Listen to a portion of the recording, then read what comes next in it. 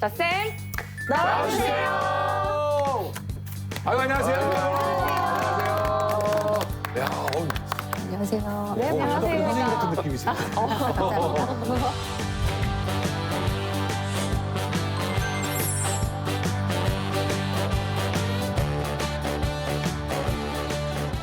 네, 안녕하세요. 질병사를 연구하고 있는 김서영이라고 합니다. 아유, 안녕하세요. 질병사요? 네, 질병사요. 질병사. 아, 질병사는 선생님을 믿고 가야겠군요. 오, 전혀 안 저분들이 김세영 선생님이시죠? 특정한 질병에 걸린 분들인가요? 네, 맞습니다. 아, 질병에 걸리신 분. 네. 오, 몰랐는데. 어떤 거지? 루스벨트 질병? 일단은 표트르 2세는 러시아의 황제인데요. 표트르 2세 같은 경우는 이제 천연두라고 하는 질병으로 사망했던 그런 이제 황제고요. 김유정 소설가는 아마 다들 아실 거예요. 뭐 결핵이라고 하는 이제 그런 질병으로 실제로 굉장히 오랫동안 알았었고 실제는 폐결핵으로 사망했던 이제 그런 소설가라고 이야기를 할 수 있습니다. 그리고 이제 프랭클린 델라노 루즈벨트는 이제 오랫동안 소아마비로 실제로 고통을 받았던 그런 대통령이라고 이야기를 할 수 있습니다. 그러니까 실제로 2세 사람은 뭐 그런 질병으로 고통을 받았기 때문에 이제 우리 이제 그런 상상을 한번 해볼 수 있는 거죠. 그러니까 이런 사람들이 만약에 그 사람들이 살고 있었던 시대에 백신이라고 하는 것이 존재했었더라면 그들의 삶이라는 것은 과연 어떻게 바뀔 수 있었을까? 이제 그런 상상을 한번 해볼 수 있는 거죠. 사실은 팬데믹 굉장히 많이 그런 용어를 듣는데 정확하게 어떤 의미인지 알고 계신가요? 팬데믹이요? 예, 많이 들으셨을 거예요. 많이 들으셨죠. 나 이거 알았는데? 그게 처음에 뭐에서 단계를 올려서 팬데믹으로 한다. 네, 맞습니다. 예. 뉴스를 지나가면서 들어갔거든요. 그래서 이렇게. 팬데믹이 뭐냐고요? 그래서 팬데믹 뭐냐고요? 지금 이상한 거 아니에요? 잘 모르면서. 저가 팬데믹이 왔습니다. 뭔지는 그런 모르지만. 거였는데 이런 느낌인데? 근데 뭐가 심각한 네. 널리 퍼진 맞아요. 뭐 그런 건가요? 네네, 아. 비슷합니다. 저도 비슷한 것 같아요. 그래? 질병이 널리 퍼져서 만연하다. 대기업으로 가면 네, 맞아요. 창궐하다, 막 이런 맞습니다. 예. 뭔가 사실은, 합성어라고 예. 알고 있었어요. 팬데믹이라는 것은 그리스어에서 유행한 건데요. 그러니까 모두를 뜻하는 그리스어인 팬이라는 단어하고 그다음에 인구를 뜻하는 사람을 뜻하는 데모스라는 단어가 합쳐져서 이제 팬데믹이라는 단어가 만들어졌는데요. WHO에서 전염병 단계를 총 6단계로 구분을 했어요. 그중에 가장 높은 단계라고 보시면 됩니다.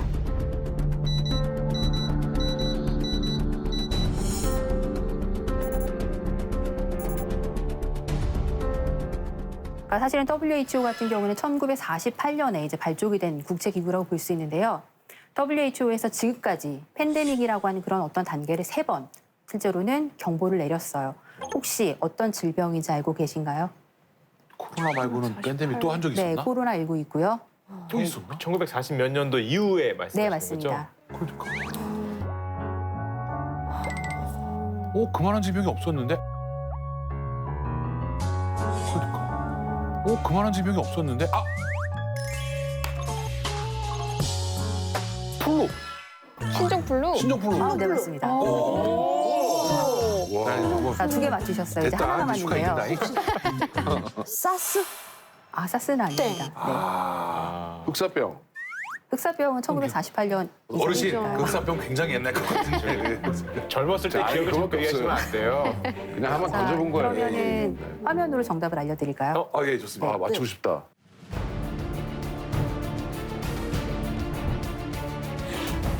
그래. 이게 신종플루인가? 68년인데? 인플루엔자. 그래, 신종플루. 신종플루. 다른 거구나. 인플루엔자랑 다른 거구나. 인플루엔자 A가 신종플루가 그리고 아니구나. 모두가 아는 그렇지. 코로나. 아.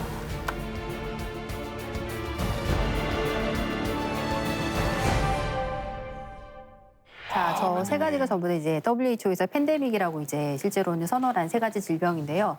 흔히 1968년 인플루엔자는 우리에게는 홍콩 독감이라는 이름으로 잘 알려진 질병이에요. 동콩 독감. 예, 인플루엔자 A의 변이가 발생해서 사실은 발생했던 전염병이고요. 전 세계적으로 100만 명 정도가 사실은 사망했던 전염병으로 알려져 있습니다. 그리고 아까 유미상 씨께서 말씀하셨던 2009년에 발생했던 신종플루 같은 경우에는 한 16,000명에서 18,000명 정도가 사망했다라고 알려져 있고요. 그다음에 이제 2019년 말에서 2020년 사이에 발생했던 코로나19로는 지금 한 200만 명 정도가 지금 사망한 걸로 추정을 하고 있거든요. 자, 그렇다면 이렇게 사실은 굉장히 많은 사람들의 목숨을 앗아갔던 이런 팬데믹이라고 하는 게 사실은 20세기에만 국한된 어떤 그런 전염병인가? 과연 이전에 과거의 인류 역사에는 이런 팬데믹이 존재하지 않았을까라는 것에 이제 우리가 한번 질문을 제기할 수 있는데요. 한 지역에서 발생해서 다른 지역으로까지 널리 그런 어떤 영향을 미쳤던 그런 최초의 팬데믹이라고 이야기했을 때에는 천연두가 아닐까라고 많은 역사학자들이 오래됐구나. 추정을 하고 있습니다. 얼굴이 이렇게 돼요? 혹시 주변에서 걸린 사람 보신 적 없으시죠? 어우, 여기 고개 돌렸는데 이쪽에도 화면이 또 있어. 천연두의 특징 가운데 하나는 이렇게 온몸에 발생하는 수포 자국인데요. 이런 수포 자국이 나중에 이제 딱지가 생겨서 떨어지게 되면 흔히 우리가 곰보 자국이라고 부르는, 그래서 마마라고 부르는 이제 그런 자국이 남게 되는 걸 볼 수 있습니다. 맞아. 그래서 옛날에 네, 곰보. 마마라는 이름 아마 많이들 들어보셨을 거예요. 맞아요. 네. 그 비디오에서 앞에 나오잖아요. 네, 맞아요. 네. 이렇게 춤추는 여성분들 맞아, 나오고. 호랑이도 있고 막. 호랑이 이러고 그랬었는데. 나오고. 네, 맞아요. 저도 기억에 어렸을 때 그 새록새록. 비디오 맨 앞에 이렇게 맞아요. 약간 네네네네. 오프닝 장면으로 나왔던 거 기억나거든요. 천연두가 실제로는 로마 제국에 굉장히 치명적인 영향을 미쳤는데 아까 제가 이제 팬데믹이라고 하면은 한 지역에서만 발생하는 게 아니라 다른 지역으로까지 영향을 미치는 이제 전 세계적인 전염병이라고 말씀을 드렸잖아요. 네. 그러니까 165년에 로마 제국에서 이 천연두가 발생을 했는데 문제는 뭐냐면 이 천연두가 로마 제국 내에서 발생한 전염병이 아니라 그 당시 파르티아라고 불리는, 그러니까 오늘날로 따지면 이제 고대 이란 제국이에요. 그 지역에서 발생했던 전염병이 로마와의 전쟁을 통해서 천연두가 로마 제국으로 이동을 하게 되고요. 165년에 실제로는 로마 제국에 굉장히 치명적인 영향을 미치게 됩니다. 그래서 그 당시에 로마 제국 인구의 한 10%에 해당하는 5천만 명 이상의 사람들이 사망을 했다라고 추정이 되는데요. 자, 그러다 보니까 이제 굉장히 심각한 인플레이션이 발생하게 되면서 실제로 뭐 군대라든가 경제라든가 정치라든가 이 모든 것에 굉장히 심각한 영향을 미쳤다라고 볼 수 있습니다. 실제로는 천연두는 이렇게 로마 제국뿐만 아니라 다른 지역에도 굉장히 많은 영향을 미쳤는데요. 흔히 유럽인들이 아메리카를 건너가게 되면서 그들만 이동했던 게 아니라 천연두가 같이 이동하게 되면서 아메리카 원주민들이 실제로는 전부 다 몰락했던 이제 그런 경우도 볼 수 있습니다. 자, 그러다 보니까 천연두는 18세기까지 전 세계적으로 가장 치명적인 그런 전염병 중에 하나였다고 볼 수 있습니다. 사람들 진짜 많이 공포에 떨었겠네요. 아, 그럼요. 당시에는. 근데 문제는 뭐냐면 이제 이런 천연두의 원인이라는 것을 이제 그 당시에는 의학적으로 과학적으로 밝혀내지 못했기 때문에 많은 사람들이 천연두는 실제로는 신이 인간이 뭔가 잘못해서 인간에게 내린 어떤 벌이 아닐까라고 생각했던 사람들이 상당히 많이 있었는데요. 그러다 보니까 이제 이런 어떤 신이 내리는 벌이라는 것을 피하기 위해서 뭐 굿이라든가 또는 이제 여러 가지 종교적인 의식이라든가 이런 것들 행하는 사람들이 많이 있었다고 볼 수 있는 거죠. 근데 이런 것들이 실제로 굿이나 뭐 여러 가지 종교 의식을 한다고 해서 이런 어떤 치명적인 전염병을 피해갈 수 없는 상황이다 보니까 이제 많은 사람들이 이제 나름대로 과학적인 방법을 통해서 천연두를 극복하려 이제 그런 노력들이 나타나기 시작하는데요. 이제 그 중에 하나가 인두법 그리고 우두법이라는 것을 이야기할 수 있습니다. 중국에서는 이제 천연두 환자에게서 딱지를 떼서 갈아가지고 실제로는 그걸 사람들의 코 속에다 집어넣는 그런 방법을 택했어요.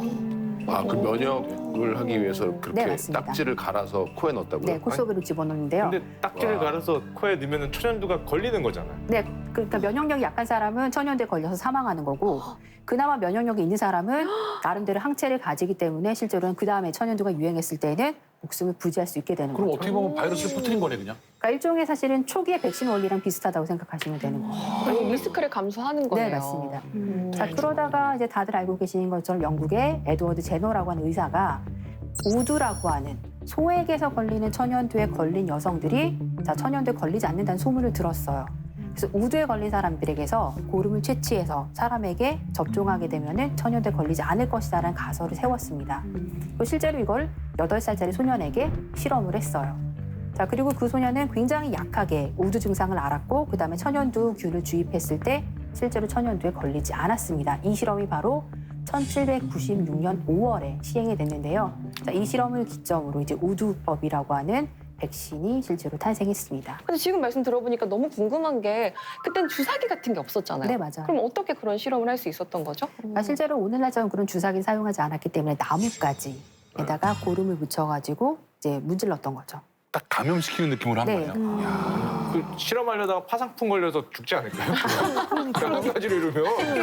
기관전 됐어요. 네, 맞는 말씀이에요. 페니실린이 개발되기 전까지는 실제로는 그런 파상풍이라든가 오히려 그 2차 감염 때문에 사망하는 사람들이 굉장히 많이 있었거든요. 또 맞는 얘기였네. 네, 굉장히 예리한 지적입니다. 얘기해야 되잖아요. 주소리 같은데. 경쟁을 하려고 하지 마세요. 얘기해야 되잖아요. 왜 자꾸. 경쟁의식 갖고 계셨어요? 옆에 앉혀놓지 말든가요? 비교되잖아. 자, 이렇게 제더가 우두법을 개발해서 이제 많은 사람들이 목숨을 천연두로 우주선에서부터 구했는데 사실은 당시 사람들은 우주법을 굉장히 반대하는 사람들이 많이 있었어요. 그래서 이제 그때 시대상을 반영한 그림이 하나 있습니다. 이제 그림 네. 한번 보실까요? 와. 어머. 1802년 그림이에요? 네. 자, 그림을 잘 보시게 되면 가운데 이제 우두 백신을 접종하는 여성이 이제 있고요. 끝에 이제 백신을 접종받고 나가는 사람들의 얼굴을 잘 보시게 되면 약간 사람의 얼굴이 아닌 것 같아요. 그렇죠? 뿔나고 있는 사람도 있고. 네, 맞습니다. 송아지가 나오는 사람도 있어요. 맞아요. 그러니까 이 우두를 접종하게 되면 사람들이 백신을 맞고 걸어가는 그 순간에 서로 변할 것이다. 라는 그런 굉장히 단순한 어떤 믿음들이 있었던 거죠. 그래서 실제로는 많은 사람들이 천연두라고 하는 질병이라는 것이 신이 인간에게 내리는 어떤 벌이라고 생각을 했는데 자, 이런 걸 백신을 통해서 예방하게 된다면 신이 우리에게 내리는 벌을 우리가 면제하는 것이 아닌가. 이거 우리가 이렇게 피해도 되는 것인가라는 그런 생각을 굉장히 많이 했었어요. 그러니까 그 당시에는 이런 어떤 전염병이라는 것을 귀신이라고 생각하는 그런 경우들이 굉장히 많이 있었는데 이런 것들은 천연두뿐만 아니라 이제 다른 것들도 있습니다. 자, 다음 영상 한번 보실까요? 네.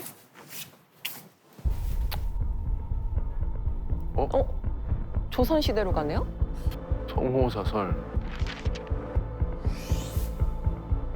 무릇 역질 따위에는 모두 귀신이 있어 여역투역 진영의 귀신들이 무엇을 아는 듯이 서로 전염시키고 있다.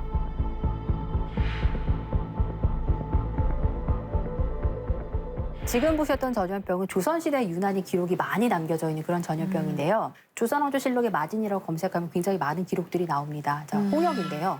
홍역이요. 홍역을 이제 한자로 마진이라고 보통 그렇게 기록을 합니다. 자, 그 당시 한 번 걸리면 많은 사람들이 목숨을 잃는다고 생각했던 이제 그런 무서운 병인데요.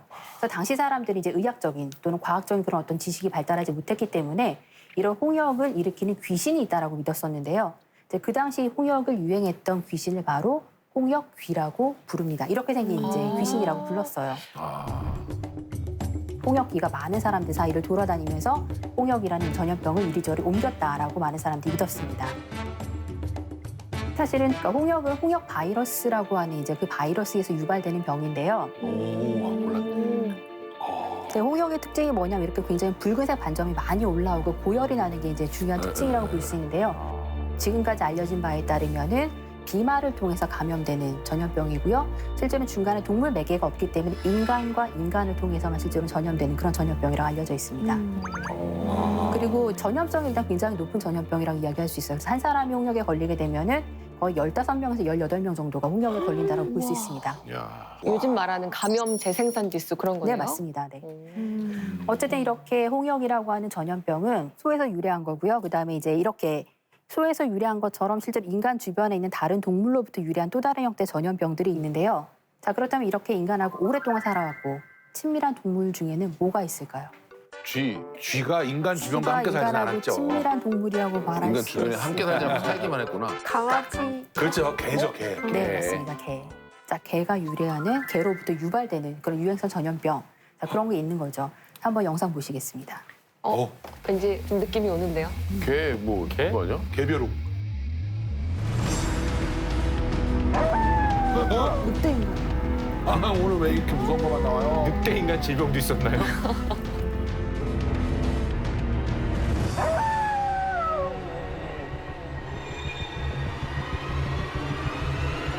늑대인간 영상을 보셨는데 실제로는 이제 광견병이라고 불리는 전염병입니다.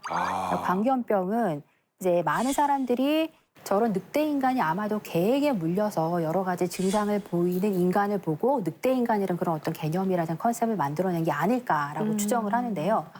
자, 인간은 사실은 굉장히 오래전부터 개하고 굉장히 친밀한 관계를 맺어왔었죠. 이제 실제로는 북아메리카에 살고 있는 회색 늑대가 인간과 굉장히 친밀한 관계를 맺으면서 이제 개로 변화하고 진화했다고 이야기를 하거든요.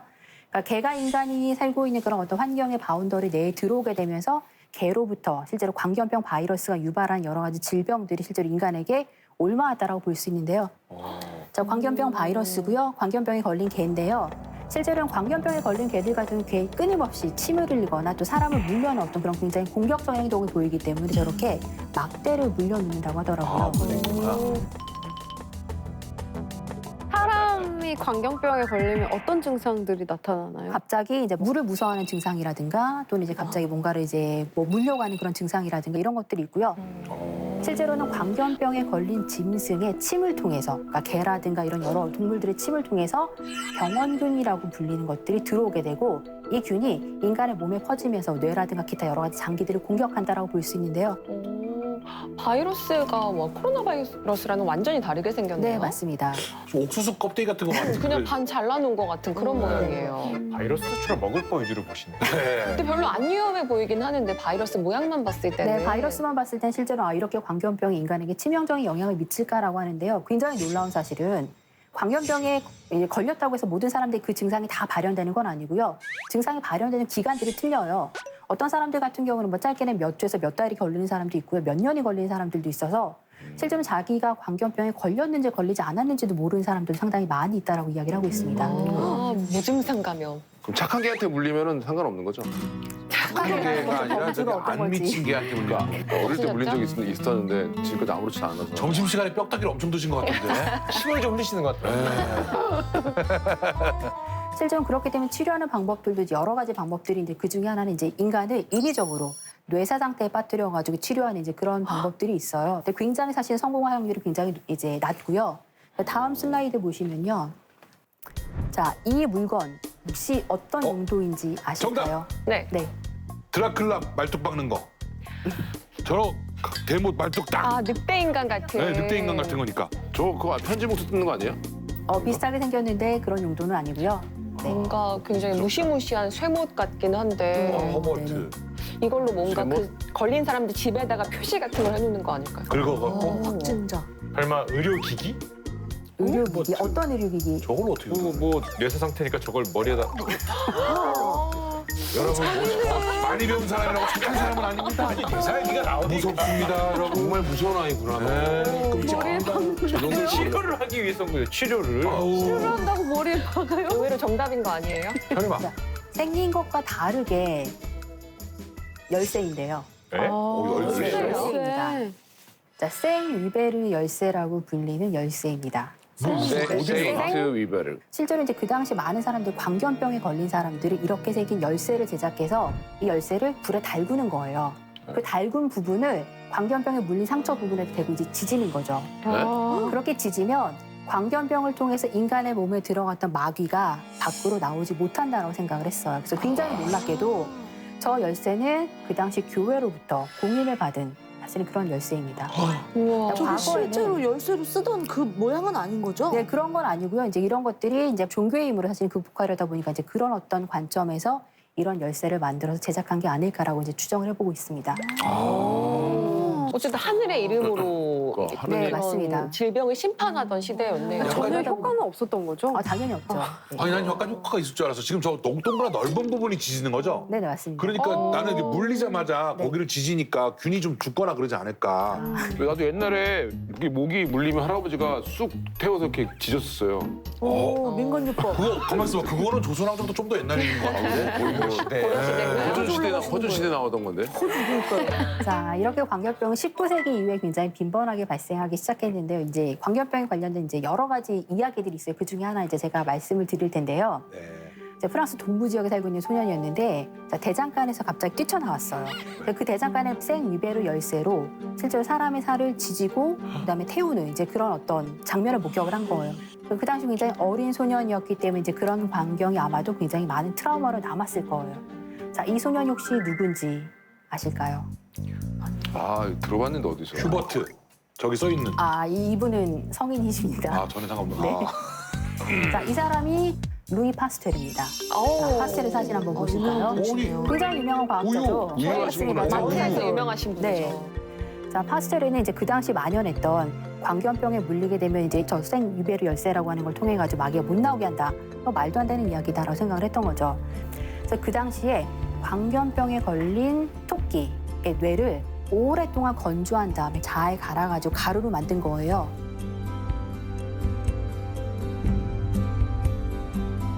그래서 그걸로 백신을 만든 다음에 광견병에 걸린 개에게 이제 주사를 놨습니다.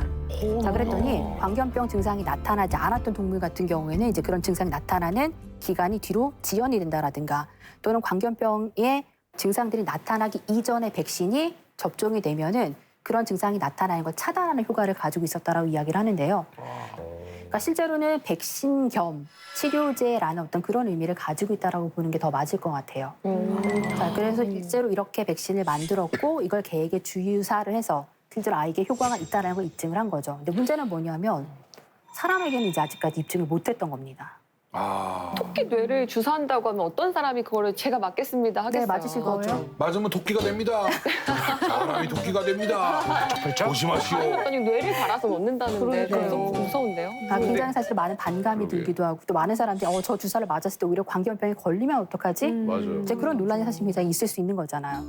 자, 그러다가 1885년에 그 어린 소년 같은 경우에는 광견병에 걸린 개한테 물려가지고 파스텔을 찾아온 거예요. 이제 그 아이 이름이 바로 조제프 메스테르라는 이제 소년이었는데요. 자, 이 조제프 메스테르에게 자신이 개발한 광견병 백신을 최초로 임상 실험을 했습니다. 총 5번에 걸쳐서 백신 접종을 했는데요. 맨 처음에는 독성이 약한 것부터 시작해서 점점점 독성이 강한 것들을 백신을 주입을 했습니다. 그래서 정말로 이 사람이 항체가 만들어졌는지를 확인하는 이제 그런 작업을 했는데요. 5번의 백신이 효과가 있었습니다. 실제로는 메스테르 같은 경우 나중에 파스테르 연구소에 평생 문지기로 일을 했다고 하는데요. 문지기요? 네, 문지기. 너무 고마워서? 네, 이제 평생 나의 목숨을 구해준 은인이기 때문에 내가 파스테르에게 이렇게라도 해서 내가 이제 은혜를 갚겠다라는 이제 그런 어떤 보답이라고 볼 수 있는 거죠. 우리 파스테르, 메스테르 이름도 비슷하고 그러게요. 나를 구해준 사람을 위해서 평생을 바치고. 네, 맞습니다. 근데 진짜 영화 같은 이야기네요. 진짜. 아이였을 때 도망친 것부터 해가지고. 자, 이런 것들이 이제 바로 광견병이 이제 천연두에 이어가지고 이제 2세대 보통 백신이라고 부르는 것이라고 볼 수 있습니다. 이제 과학의 발전을 실제로 토대로 했던 어떤 의학적인 혁명이자 발전이라고 볼 수 있는 거죠. 자, 이렇게 질병이 실제로는 의학의 발전을 거듭하게 되면서 이제 여러 가지 백신들이 만들어지게 되는데요. 좀 더 합리적인 그런 치료 방법들이 나타나기 시작합니다.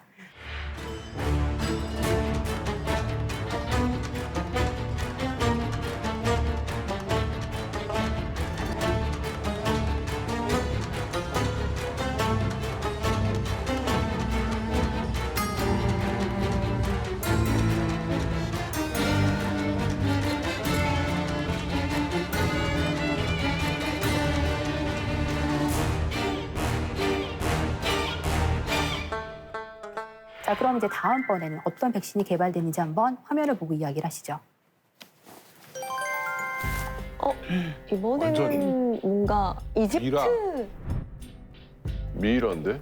다리 길이가 다리 길이가 차이 8cm 차이 나. 난다고요? 왼쪽에도 보면 그림에 새겨져 있는 거 보면 뭔가 막대기 같은 걸 가슴에 끼고 있네요. 자, 저 미이라는 기원전 3,700년 전의 것으로 추정이 되는데요. 부조에 보시게 되면 이제 지팡이를 짚고 있는 노인의 모습이 있는데 노인의 모습이 좀 뭔가 이상해요. 다리 길이가 짧고 실제로 미이라를 발견했을 때도 한쪽 다리가 다른 쪽 다리에 비해서 8cm 정도 이제 짧습니다. 그리고 그 옆에 길이가 한 1m 이상의 굉장히 긴 지팡이가 있었어요. 자, 바로 소아마비 환자였던 거죠. 실제로 기원전 3,700년 이전에도 소아마비라고 하는 전염병이 존재했었고 당시 사람들이 소아마비에 걸렸던 것으로 추정이 되고 있습니다. 정말 오래된 병이구나. 소아마비는 폴리오 바이러스라고 하는 바이러스에 의해서 신경계가 감염돼서 발생하는 전염병이라고 이야기를 하는데요. 자, 보시게 되면은 주로 어린아이들 사이에서 굉장히 많이 발생하고요. 척수라든가 대뇌까지 영향을 미치게 돼서 영구적인 장애를 유발하는 이제 그런 전염병이라고 볼 수 있습니다. 특히나 20세기 이후에 굉장히 대대적으로 유행하게 되면서 많은 사람들 사이에서 이제 널리 확산이 됐었는데요. 저게 유전적인 게 아니라 그냥 병인. 네, 바이러스 때문에 발생하는 거예요. 근데 이제 어렸을 때는 저는 그런 이야기 못 들었는데 많은 분들이 이게 유전병이라고 이제 많이 이야기를 하셨다고 하더라고요. 맞아요. 아기가 걸리니까. 1940년대 실제 소아마비는 미국에서 굉장히 빈번하게 발생을 했었는데요. 뭐 사실은 미국은 굉장히 다양한 인종이라든가 다양한 종족이 모여 사는 그런 국가잖아요. 그러다 보니까 많은 사람들이 미국에 모여 살고 있는 이민 집단 때문에 이런 소아마비 바이러스가 발생하는 거다라고 이제 그렇게 주장했던 사람들도 있었고요. 배기가스 때문에 소아마비가 발생하는 거다. 뭐 이런 주장을 하는 사람들도 있었고요. 굉장히 이상한 치료법들도 많이 있었어요. 와인을 마시면 소아마비에서 치유된다. 매년 와인 마시고 얼마나 좋아요? 아이들도 그럼 와인을 마셔야 돼요? 그러니까요. 뭐 코카인을 마시게 되면, 뭐 카페인을 마시게 되면, 커피를 마시게 되면 이제 이런 것들처럼 실제로는 원인도 모르고 그다음 치료법도 몰랐기 때문에 많은 사람들이 이제 그렇게 여러 가지 실제로는 치료법들을 제시할 수밖에 없었다라고 보여지는 거죠. 자, 그러면은 여기서 질문을 하나 드릴게요. 전 세계적으로 네. 가장 많이 사용하는 화폐 뭔지 아시나요? 화폐요? 네, 달러. 네, 맞아요. 달러죠. 자, 그러면 10센트, 미국 동전 쓰잖아요. 예. 10센트짜리 동전에는 혹시 누가 그려져 있는지 아시나요? 이게 진짜 질문이군요. 네, 맞습니다. 센트는 진짜 우리 저기 보여주는데도 누군지 모르겠네요. 네, 아까 봤던 분 중에 계신가요? 네, 맞습니다. 루즈벨트. 네. 아까 나왔던 루즈벨트 대통령이에요? 자, 루즈벨트 대통령인데요. 32대 대통령이고요. 루즈벨트는 39살에 소아마비에 걸렸습니다. 그러니까 굉장히 늦은 나이에 사실은 소아마비에 걸렸는데요. 소아가 아니어도 걸릴 수 네, 있군요. 일반적으로 어린아이들 사이에서 굉장히 많이 발생하는 질병인데 이제 늦은 나이에 소아마비가 걸렸고 대통령 후보로 지목이 됐을 때에는 굉장히 열심히 연습을 해서 목발이라든가 휠체어 없이 이제 나가서 내가 대통령 후보가 되겠습니다라고 하는 수락하는 연설을 했어요. 근데 실제로는 이렇게 소아마비를 극복하기 위해서 굉장히 많은 노력들을 했던 그런 역경을 이긴 그런 위대한 대통령으로 많이 이야기를 하고 있습니다. 쌤, 저 사진을 보면 대통령 옆에 손녀랑 같이 있는데요. 네. 저렇게 가까이 있으면 혹시 이렇게 전염되거나 해서 옮거나 하지 않나요? 폴리오 바이러스는 솔직히 사람이 옆에 있다고 해서 뭐 비말이라든가 이렇게 감염되지는 않고요. 흔히 알려진 바에 따르면 이제 분변 속에 그 바이러스가 1주에서 4주 정도 생존한다라고 이야기를 하거든요. 이제 그 분변을 통해서 실제로 감염되는 걸로 알려져 있습니다. 그러면 응가에서 이렇게 바이러스 나와가지고 응가 근처에 가면 안 되는 거예요, 그럼? 뭐 그런 걸 만진다던가 그로 인해 가지고 잘못 이제 접촉을 한다든가 그렇게 되면은 감염될 수 있는 경로가 발생하는 거죠. 진짜 화장실 갔다 오면 손 잘 씻어야 되는 네, 게 그런 진짜 것들이 중요하죠. 이제 말씀하셨던 것처럼 그 옛날에 기본 똥통에 요소인 거죠. 빠지거나 이러면 언제적 얘기예요? 자료부터 나가야 될 것 같은데요? 어떤 빠진 사람 옛날인가? 있다고. 있죠. 야, 맞습니다. 있어요. 예. 돈 줬다가 잠깐 중심 잃으면 이렇게 해야 되거든요. 화장실에서 입을 때. 빠지지 않기 위해서. 죄송합니다, 선생님. 예. 근데 거기서 살아 돌아오면 면역력은 엄청나지긴 하겠네요. 그만하실게요. 아나운서님 그만하실게요. 예. 자중하겠습니다. 나 정도로 끝내요, 아나운서님. 자, 이 사진을 보게 되면 이제 루즈벨트가 오랫동안 소아마비로 굉장히 많이 고통을 받았던 것들을 알 수 있습니다. 자, 그렇기 때문에 자신이 이렇게 겪었던 고통을 미국의 많은 어린아이들에게 사실은 대물림시키지 않기 위해서 소아마비 국립재단이라고 하는 재단을 만들어서 소아마비 백신을 개발하고 소아마비 치료제를 개발하는 이제 그런 노력들을 했다라고 볼 수 있습니다. 1938년에 실제로 이 전염병을 극복하기 위해서 이제 일종의 전국적인 모금 운동을 했었는데요. 그 당시 대통령의 생일을 기념해서 한 라디오 쇼에 이제 출연을 했어요. 에드 켄터라고 하는 굉장히 유명한 이제 코미디언이자 방송인이 이제 실제로는 대통령이 이렇게 뭐 원대한 계획을 가지고 있으니까 많은 사람들이 여기 동참했으면 좋겠다라고 해서 그 당시 많은 사람들이 실제로 대통령에게 편지를 보내면서 전부 다 10센트를 다 동봉을 한 거예요. 그래서 그 이제 일종의 기금을 우리가 보통은 마치 오브 다임즈라고 부르고요. 이제 우리말로 하면은 뭐 10센트의 행진 정도라고 이야기를 하고 있습니다. 그 당시 8만 5천 달러 정도의 이제 그런 기금이 모였었고 매해마다 70억 달러 이상의 그런 기금이 모여서 실제로는 소아마비를 극복하고 소아마비 백신을 개발하는 데 굉장히 중요한 그런 기금으로 사용이 됐다라고 볼 수 있습니다. 와. 소아마비 백신 연구가 활발하게 된 것은 이제 1948년부터라고 이야기를 하는데요. 당시 하버드 연구팀에서 폴리오 바이러스의 배양 방법을 알아내면서부터 시작이 됐다라고 볼 수 있습니다. 이제 그 당시 미국 역사상 가장 큰 규모의 임상 실험을 진행을 했는데요. 6만 4천여 명의 학교 관계자와 그다음에 약 180만 명의 학교 아이들이 참여한 그런 실험으로 알려져 있습니다. 180만 명이요? 어마어마한 숫자인 거죠, 사실은. 네. 자, 이분이 바로 조너스 소크라는 박사인데요. 이분이 소아마비 백신을 개발한 분입니다. 자, 이분은 굉장히 사실은 많은 사람들에게 칭송을 받았던 이유가 있어요. 백신을 개발했을 때 많은 사람들의 공적인 이익을 위해서 백신의 특허권을 행사하지 않았습니다. 어머. 그래요? 특허권이 네. 자기한테 있었는데 행사하지 네. 않은 거예요? 맞습니다. 오? 그래서 사람들이 네. 왜 특허권 행사하지 않았냐고 물어봤더니 이분이 굉장히 유명한 말을 했습니다. 혹시 뭐라고 이야기했는지 아시는 분 계실까요?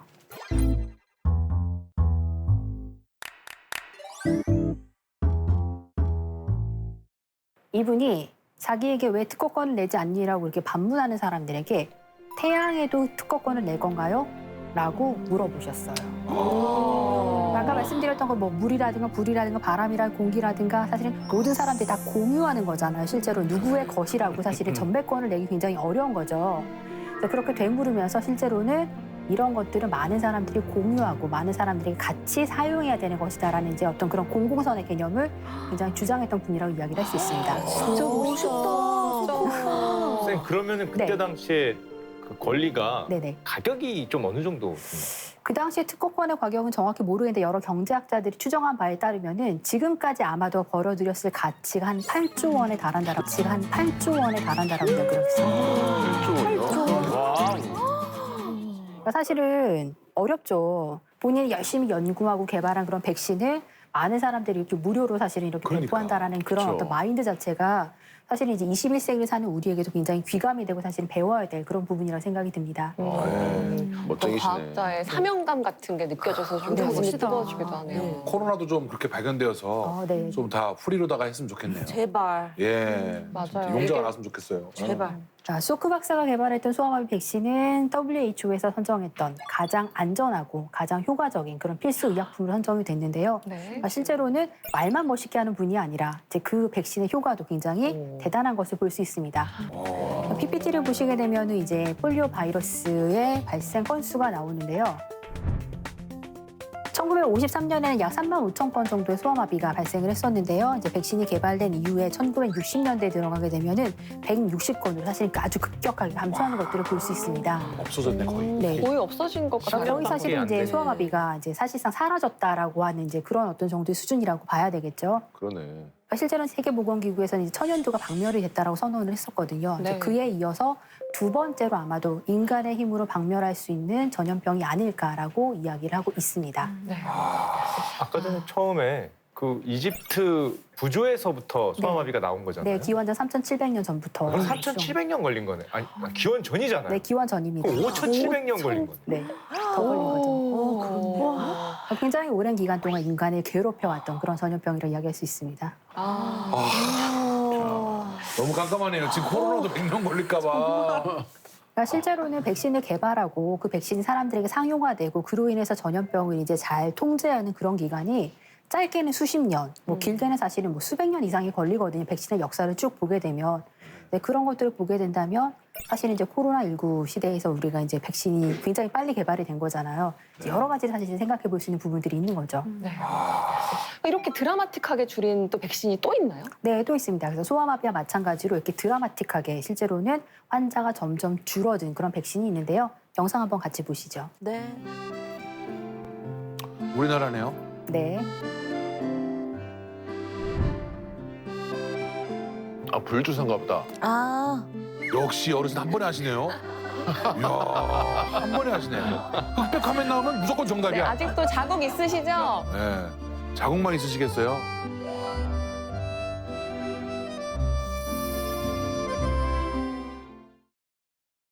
자, 영상 혹시 기억나시는 분들 있으신가요? 여기요. 그럼요 경험해봤는데 불주사. 왜 불주사예요, 형님? 근데? 이렇게 불에 댄 것처럼 이렇게 동그랗게 나온다고. 아, 그래서 불주사예요? 아니, 불주사는 원래 태어나면서 막 맞는 거 아니었어요?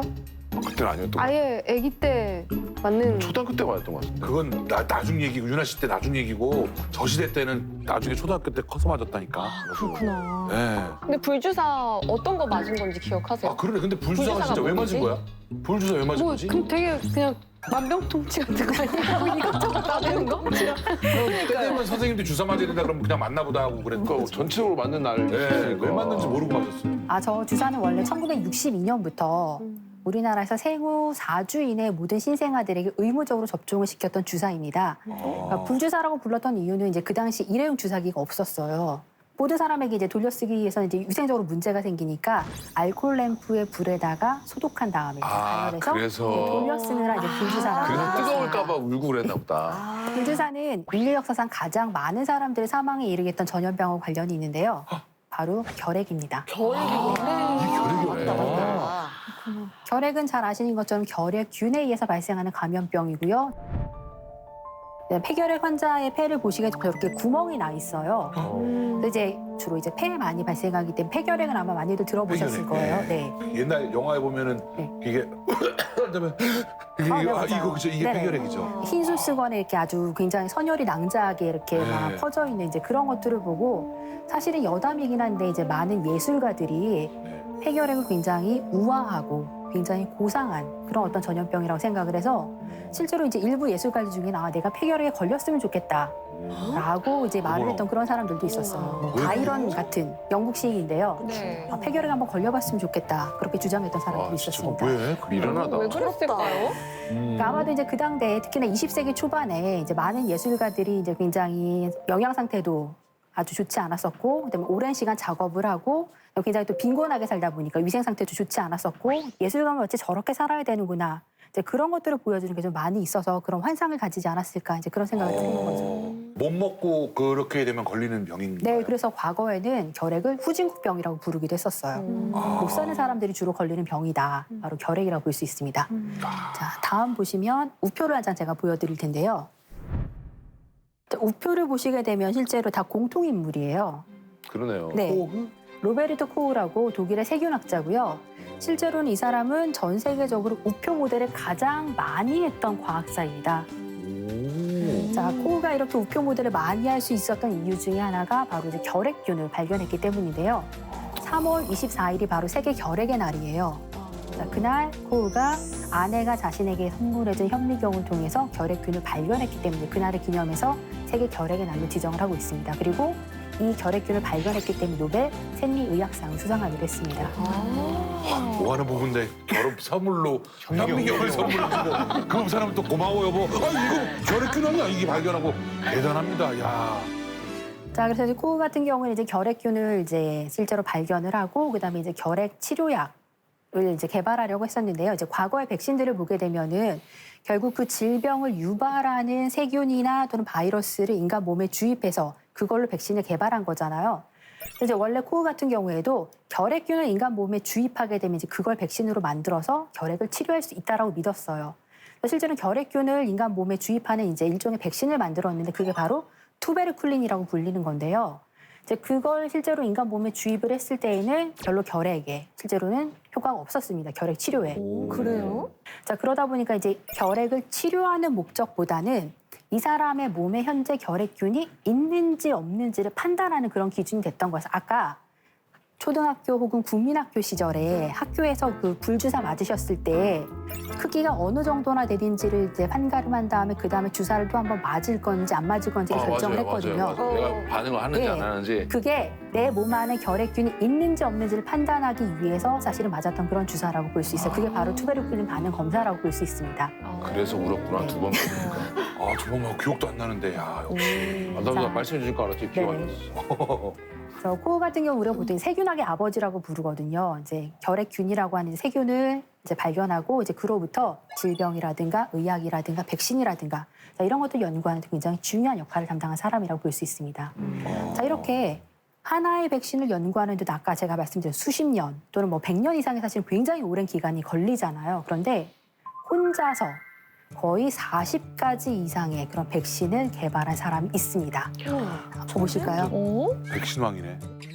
자, 모리스 힐먼이라는 이제 사람인데요. 인류 역사상 가장 많은 백신을 개발한 사람으로 알려져 있습니다. 자, 보통 우리 A형 간염 이야기 많이 하죠. 뭐 네. B형 간염도 이야기 많이 하고요. 수두라든가 폐렴이라든가 또는 MMR이라고 들어보셨을 거예요.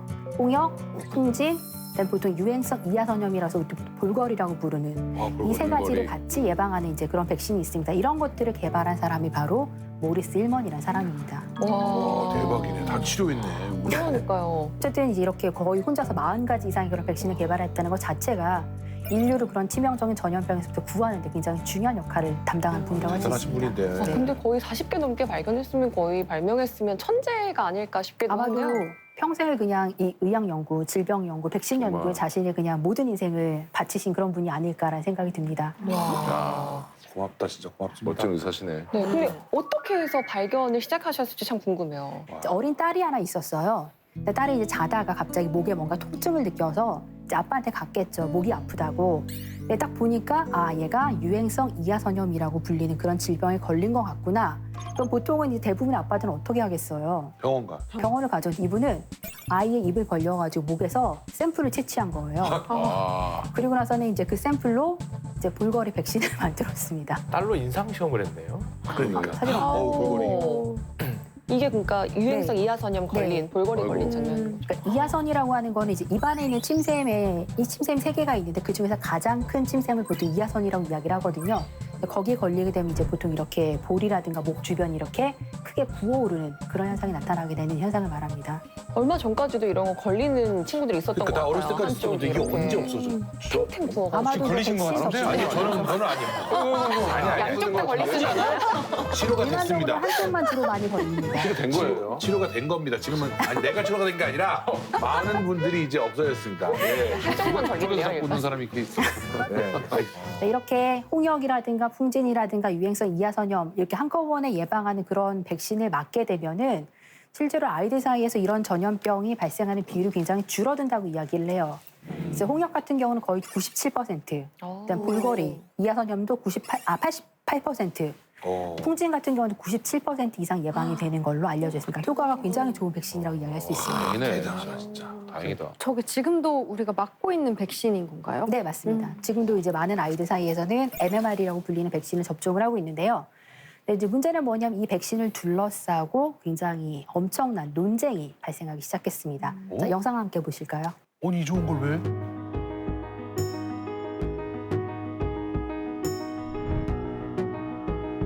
미국에서 홍역 백신을 맞으면 자폐증에 걸릴 수 있다고 믿어 백신을 기피하는 사례가 늘었습니다. 이 접종 기피 현상이 시작된 것은 지난 1998년 MMR 백신이 자폐증을 유발한다는 논문을 발표하면서 불거졌습니다.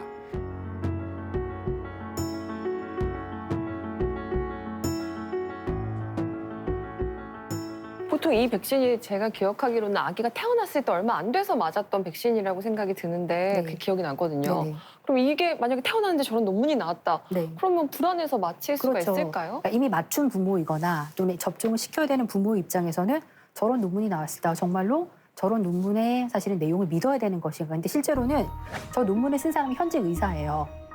영국의 앤드류 웨이크필드라는 이제 이름을 가진 영국 의사가 이제 자신이 이제 여러 아이들을 대상으로 조사를 했는데 저 MMR 백신을 맞은 8명의 아이 가운데 5명이 자폐증에 걸렸다라고 이야기를 했습니다. 그러니까 실제로 자기가 아이들 대상으로 이제 뭐 리서치도 하고 조사도 하고 그다음에 뭐 이런 연구를 해봤더니 그중에서 굉장히 많은 아이들이 이렇게 자폐증에 걸렸는데 정말로 이 백신을 계속해서 맞출 거냐라는 것에 이제 이의를 제기하게 되면서 이제 많은 부모들이 정말로 이 백신을 맞춰야 되는 건가?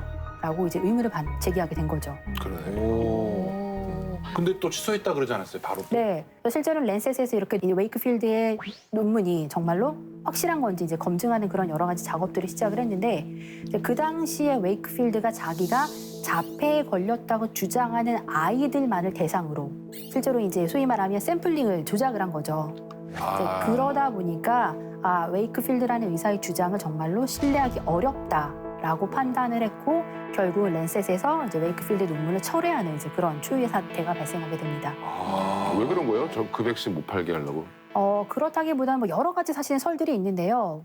처음에는 이제 백신을 공급하는 회사로부터 뭐 자신이 원하는 돈을 받지 못했다라는 그런 설도 있었고 이건 정말 설입니다마는 그런 이야기도 있었고 사실은 이제 오늘날까지도 전 세계적으로 백신을 반대하는 사람들이 상당히 많이 있습니다.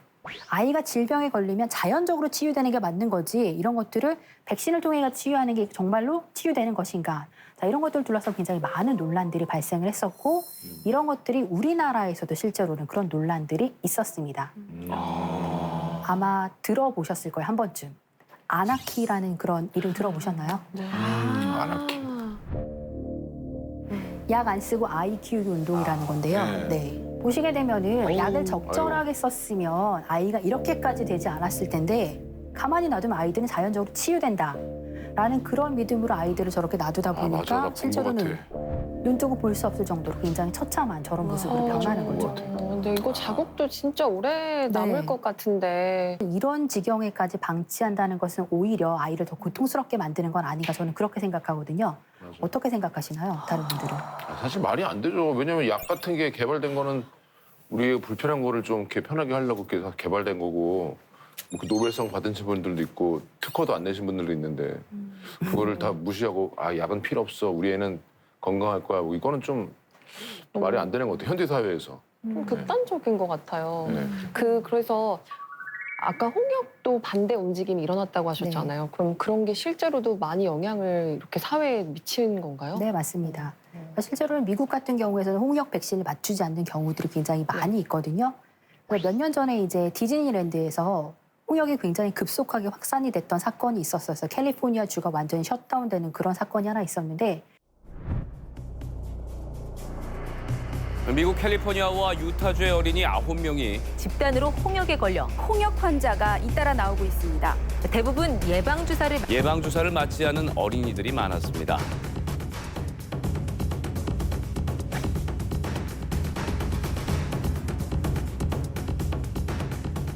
실제로 홍역 같은 경우에는 백신만 잘 접종하면 거의 걸리지 않는 병이라고까지 이야기를 하는데 많은 부모들이 아이에게 백신을 접종시키지 않겠다라는 그런 입장을 고수하고 있는 거기 때문입니다. 여러 가지 이제 전염병을 이겨낸 또는 극복한 이런 여러 이제 백신들을 살펴봤는데요. 사실 이제 백신이 이제 인류를 죽음이라든가 또는 전염병이라든가 이런 공포로부터 이제 인류를 해방시킨 어떤 그런 것의 승리라고 이제 평가를 받아왔는데요. 한 가지 분명한 것은 과거의 인류 역사를 쭉 우리가 돌이켜 봤을 때 어쨌든 과학과 의학이라는 것이 지식이 축적되고 발전함에 따라서 백신은 결국 우리가 전염병을 대하는 태도라든가 이런 것들을 어떻게 한번 이겨보려고 하는 그런 어떤 노력의 산물이라고 볼 수 있습니다. 자, 오늘의 쌤은 여기서 보내드릴게요. 고맙습니다. 수고하셨습니다.